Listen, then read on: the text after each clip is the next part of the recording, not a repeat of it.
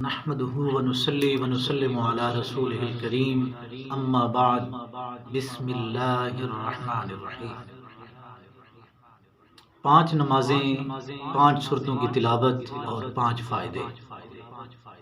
جو شخص نماز فجر کی پابندی کرے، ساتھ ہی سورہ یاسین کی تلاوت کرنے کی سعادت حاصل کرے، اللہ کریم اس کے تمام معاملات اپنے ذمہ کرم میں لے لیتا ہے۔ روزی کا معاملہ ہے، سفر کا معاملہ ہے، عیالداری کا معاملہ ہے، دیگر خاندانی معاملات ہیں، انسان کی جو ذمہ داریاں ہیں، اللہ تعالیٰ اپنے ذمہ کرم میں لے کر ان کو آسان فرما دیتا ہے۔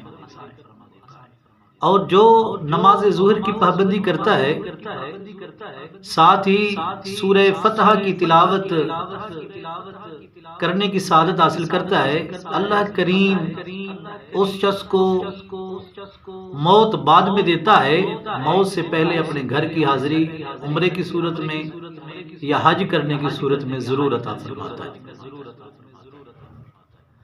اور جو شخص نماز عصر کی پابندی کرتا ہے، نماز عصر پڑھنے کے ساتھ ساتھ سورہ نبا، قرآن مجید برہان رشید کی 30ویں پارے کی پہلی سورہ مبارکہ، چھوٹی سی صورت ہے، 2 رکوع پر مشتمل ہے، اسے تلاوت کرتا ہے، اللہ تعالیٰ کل قیامت والے دن اس کو رسوا نہیں ہونے دے گا۔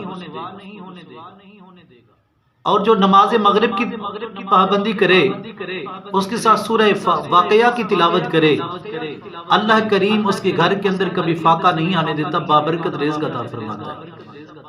اور جو شخص نماز عشاء کی پابندی کرتا ہے، ساتھ میں سورہ ملک پڑھنے کی سعادت حاصل کرتا ہے، اللہ تعالیٰ اس کو قبر کے عذاب سے محفوظ رکھتا ہے، سورہ ملک عذاب قبر سے بچاتی ہے۔